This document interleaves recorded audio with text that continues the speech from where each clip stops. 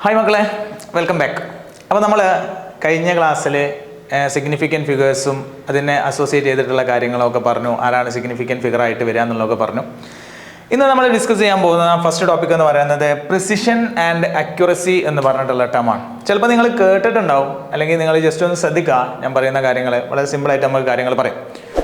അപ്പോൾ precision and accuracy എന്ന് പറഞ്ഞ ടേമാണ് നമ്മൾ ഇന്ന് ഡിസ്കസ് ചെയ്യുന്നത്. അപ്പോൾ അതിൽ ആദ്യം ഞാൻ നോക്കുന്നത് എന്താണ് പ്രിസിഷൻ എന്നുള്ളതാണ്. പ്രിസിഷൻ എന്ന് പറഞ്ഞു കഴിഞ്ഞാൽ നമ്മളൊരു മെഷർമെൻറ്റ് നടത്തി കഴിഞ്ഞാൽ അതിലുള്ള വാല്യൂസ്, അതിൻ്റെ ക്വാണ്ടിറ്റീസ് എത്രത്തോളം അടുത്ത് നിൽക്കുന്നുണ്ട് എന്നുള്ളതാണ്. That is closeness of various measurements for the same quantity.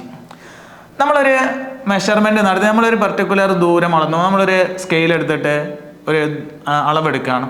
അപ്പോൾ അതിൽ നമുക്ക് കിട്ടിയത് 2 മീറ്റർ ആണ് അതിൻ്റെ അളവ് എന്ന് വിചാരിക്കുക. പക്ഷെ വേറൊരാൾ വന്ന് മെഷർ ചെയ്ത സമയത്ത് അദ്ദേഹത്തിന് അത് കിട്ടിയത് 1.8 മീറ്റർ ആണ്. മറ്റൊരാൾ അളന്നപ്പോൾ അത് കിട്ടിയത് 1.9 മീറ്റർ ആണ്. റെഡി? അപ്പോൾ ഈ രണ്ട് വാല്യൂസ് മെഷർ ചെയ്തപ്പോൾ കിട്ടിയിട്ടുള്ള ഈ വാല്യൂസ് വളരെ അടുത്തടുത്താണ്. അങ്ങനെയുള്ള അടുത്തടുത്ത മെഷർമെൻ്റ് ആണ് എങ്കിൽ അയാൾ നമ്മൾ വിളിക്കുന്നു പ്രിസിഷൻ. പ്രിസൈസ്ഡ് ആണ് ആ വാല്യൂസ് എന്ന് പറയും. ഇനി അതേ സമയം നമ്മൾ എടുക്കുന്ന value agreement of a particular value to the true value of the result. ഇവിടെ നമ്മൾ എടുത്തിട്ടുള്ളത് 2 മീറ്റർ എന്ന് പറയുന്നതാണ്. അതിൻ്റെ ട്രൂ വാല്യൂ എന്ന് പറയുന്നത് 2 മീറ്റർ ആണ്. നമ്മൾ മെഷർ ചെയ്ത സമയത്ത് നമുക്ക് കിട്ടുന്നത് 1.9 മീറ്റർ അല്ലെങ്കിൽ 2.1 മീറ്റർ ഒക്കെ ആണെന്ന് വിചാരിക്കും. അങ്ങനെയാണെങ്കിൽ ഇവർ രണ്ടുപേരും ട്രൂ വാല്യൂവുമായിട്ട് അടുത്തിട്ടുള്ള ആൾക്കാരല്ലേ. അപ്പോൾ അയാളെ നമ്മൾ വിളിക്കും, അയാൾ അക്യുറേറ്റ് ആണ് എന്ന് നമ്മൾ പറയും. അപ്പോൾ അങ്ങനെയാണെന്നുണ്ടെങ്കിൽ നിങ്ങൾ പറഞ്ഞ ഈ ടേബിളിൽ ഞാൻ ഈ കൊടുത്തിട്ടുള്ള വാല്യൂസ് പ്രകാരം ആരാണ് അക്യുറേറ്റ്, ആരാണ് പ്രിസൈസ്ഡ് എന്നുള്ളത് നിങ്ങൾക്ക് പറയാലോ. ഒന്ന് നോക്കിയേക്കേടാ. ഇവിടെ നമ്മൾ ട്രൂ വാല്യൂ എന്ന് പറഞ്ഞ് കൊടുത്തിട്ടുള്ളത് 10 ആണ്. 10 ആണ് ട്രൂ വാല്യൂ. 3 സ്റ്റുഡൻസ് ഉണ്ട്, A, B, C എന്ന് പറഞ്ഞ 3 സ്റ്റുഡൻസ് ഉണ്ട്. അവരെന്ത് ചെയ്യുന്നു? ഡിഫറൻറ്റ് എക്സ്പെരിമെൻറ്റ് നടത്തുന്നത്, ഡിഫറൻറ്റ് മെഷർമെൻറ്റ് നടത്തുകയാണ്. അതിൽ ഒന്നാമത്തതും രണ്ടാമത്തതും ട്രയലായിട്ട് നമ്മൾ കാണിച്ചു.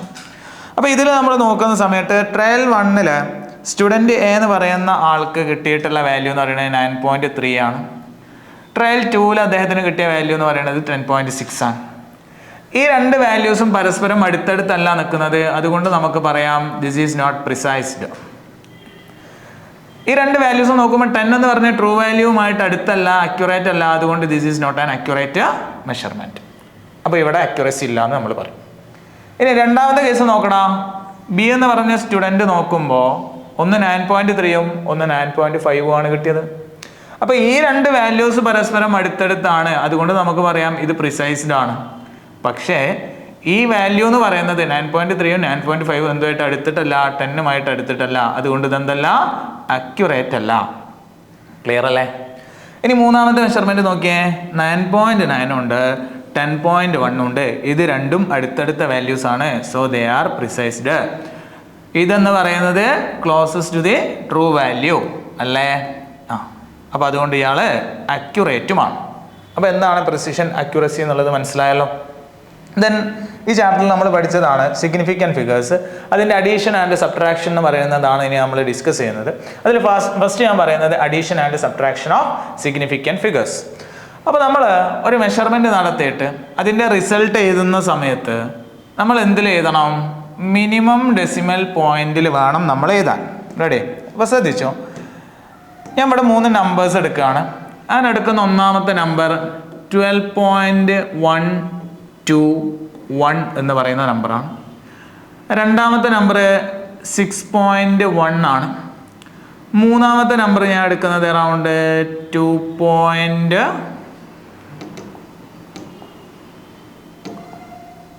മൂന്നാമത്തെ നമ്പർ ഞാൻ എടുക്കുന്നത് അറൗണ്ട് 1.31 ആണ് എന്ന് വിചാരിക്കും. അപ്പം ഞാൻ ഈ 3 നമ്പേഴ്സ് എന്ത് ചെയ്യാണ്? ആഡ് ചെയ്യാണ്. ഈ 3 നമ്പേഴ്സ് ഞാൻ ആഡ് ചെയ്യുന്ന സമയത്ത് ജസ്റ്റ് നമ്മളിവിടെ നോക്കി കഴിഞ്ഞാൽ നമുക്ക് കാണാൻ പറ്റും.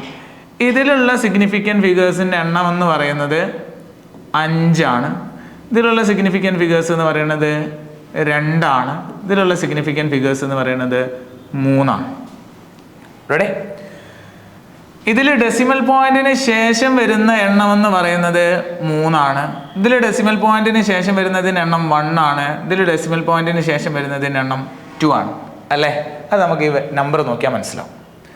നമ്മളോട് പറഞ്ഞ പ്രകാരം റിസൾട്ട് എഴുതുമ്പോൾ നമ്മൾ മിനിമം ഡെസിമൽ പോയിന്റിൽ എഴുതണം. അതായത് നമ്മൾ എഴുതുന്ന റിസൾട്ടിൽ മിനിമം ഡെസിമൽ പോയിന്റ് അഥവാ ഒരു ഡെസിമൽ പോയിന്റ് കഴിഞ്ഞിട്ട് ഒരു പോയിന്റ് ഉണ്ടാവാൻ പാടുള്ളൂ, ഒരു നമ്പറേ വരാൻ പാടുള്ളൂ.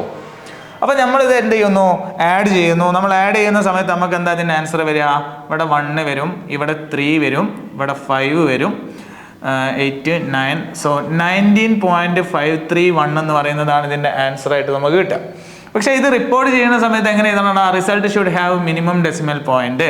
അപ്പോൾ ഇതിൽ നമ്മൾ സിഗ്നിഫിക്കൻറ്റ് ഫിഗേഴ്സ് കൺസിഡർ ചെയ്തിട്ട് നമ്മൾ റിസൾട്ട് എഴുതുന്ന സമയത്ത് ഇതിൻ്റെ റിസൾട്ട് നമ്മൾ എഴുതെങ്ങനെയാണ്? 19.5 എന്നാണ് നമ്മൾ എഴുതുക. കാരണം ഡെസിമൽ പോയിന്റ് കഴിഞ്ഞിട്ട് ഒരു നമ്പറേ വരാൻ പാടുള്ളൂ. അപ്പം അങ്ങനെയാണ് നമ്മൾ അഡീഷൻ നടത്തുക.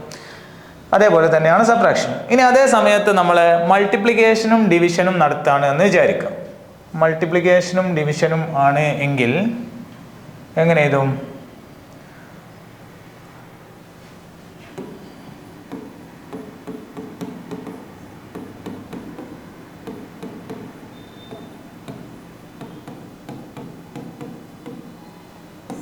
ശ്രദ്ധിച്ചു.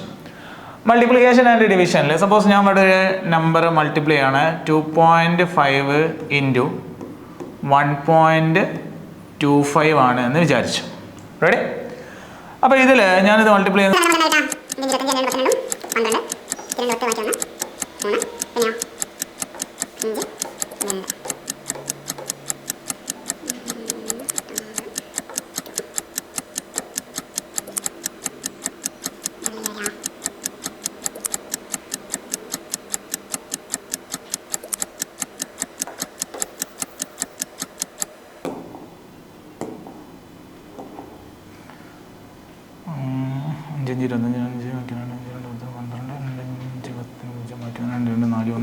അഞ്ച് വരും അല്ലേ? പിന്നെന്താ വരിക? ഒരു 5, 5, 2, 2. അപ്പോൾ 5, 2, 1. ഓക്കെ.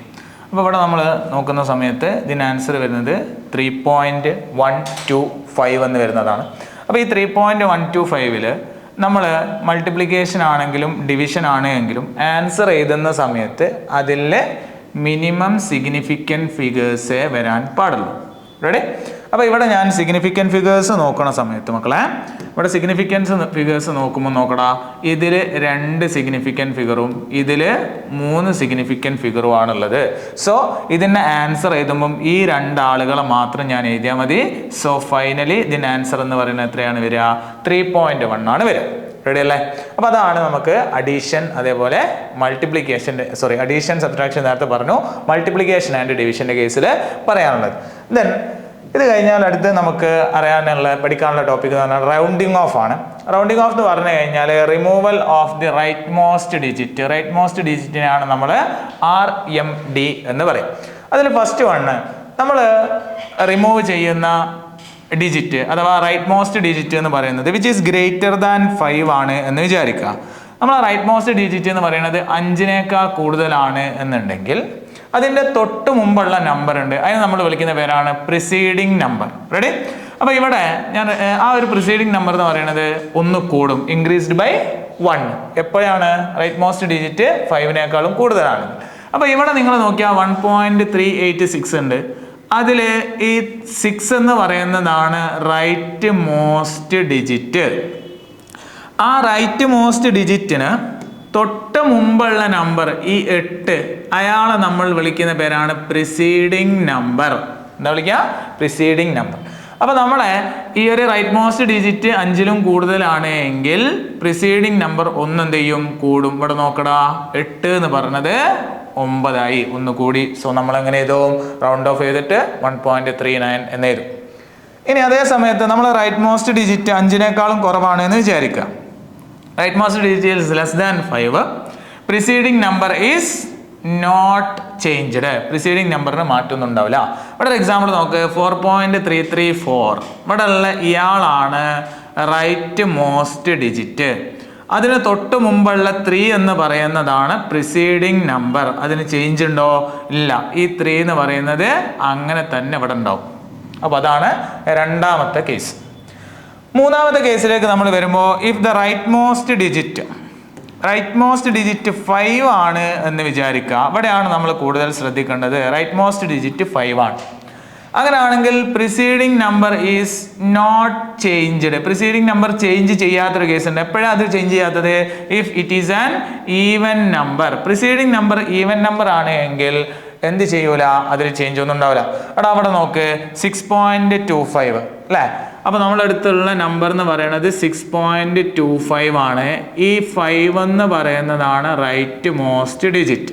അതിന് തൊട്ട് മുമ്പുള്ള ഈ 2 എന്ന് പറയുന്നതാണ് പ്രിസീഡിങ് നമ്പർ. ഈ 5 എന്ന് പറയുന്നത് റൈറ്റ് മോസ്റ്റ് ഡിജിറ്റ് ആണ്. അതിന് തൊട്ട് മുമ്പുള്ള ഈ 2 എന്ന് പറയുന്നത് ഈ കേസിൽ ഏത് നമ്പറാണ്? ഈവൻ നമ്പറാണ്. അതുകൊണ്ട് ഇതിൽ ചേഞ്ച് ഉണ്ടാവില്ല. ഇതെങ്ങനെ തന്നെ എഴുതാം? 6.2 എന്ന് എഴുതാം. റെഡി അല്ലേ? ഇനി അതേ സമയത്ത് പ്രിസീഡിങ് നമ്പർ 1 കൂടും, increased by 1 when it is an odd number. Preceding number odd number ആണെങ്കിൽ 1 കൂടും. ജസ്റ്റ് ശ്രദ്ധിച്ചോ, എക്സാമ്പിൾ ഞാൻ കാണിച്ചു തരാം. ഇവിടെ ശ്രദ്ധിച്ചോട്ടോ. അപ്പോൾ നമ്മുടെ കയ്യിലുള്ള നമ്പർ സപ്പോസ് ഇങ്ങനെയാണ് എന്ന് വിചാരിക്കുക, 6.35. അപ്പോൾ 6.35 പറഞ്ഞേ 5 അല്ലേടാ റൈറ്റ് മോസ്റ്റ് ഡിജിറ്റ്. സോ ഇയാൾ റൈറ്റ് മോസ്റ്റ് ഡിജിറ്റ് ആണ് നമുക്ക് പറയാം. ഇനിയോ ഈ 3 എന്ന് പറയുന്നതല്ലേ പ്രിസീഡിങ് നമ്പർ. പ്രിസീഡിങ് നമ്പർ എന്ന് പറഞ്ഞാൽ ആരാ? റൈറ്റ് മോസ്റ്റ് ഡിജിറ്റിന് തൊട്ട് മുമ്പുള്ള നമ്പറാണ്. ഈ 3 എന്ന് പറയുന്നത് ഇവിടെ ആരാണ്? ഓഡ് നമ്പർ ആണ്. ആരാണ്? ഓഡ് നമ്പർ ആണ്. അപ്പൊ അതെന്ത് ചെയ്യും? പ്രിസീഡിങ് നമ്പർ എന്ത് ചെയ്യടാ? Increased by 1. പ്രിസീഡിങ് നമ്പർ 1 കൂടും. അപ്പൊ അതിന്റെ റിസൾട്ട് എന്ത് വരും? 6.4 എന്ന് വരും. അപ്പൊ അതാണ് ഇവിടെ 3 എന്ന് പറയുന്നത് എന്തായി? 4 ആയിട്ട് മാറി. ക്ലിയർ അല്ലേ? അപ്പൊ ഇത്രയും കാര്യമാണ് നമുക്ക് എന്തിൽ പറയാനുള്ളത്? റൗണ്ടിങ് ഓഫിന്റെ കേസിൽ പറയാനുള്ളത്. റെഡി അല്ലേ? അപ്പോൾ ബാക്കി നമുക്ക് നെക്സ്റ്റ് വീഡിയോയിൽ നമുക്ക് ഡിസ്കസ് ചെയ്യാനുള്ളത് ലോ ഓഫ് കെമിക്കൽ കോമ്പിനേഷൻസ് എന്ന് പറഞ്ഞ ഭാഗമാണ്. അത് നമുക്ക് അടുത്ത വീഡിയോയിൽ കാണാം. ബൈ.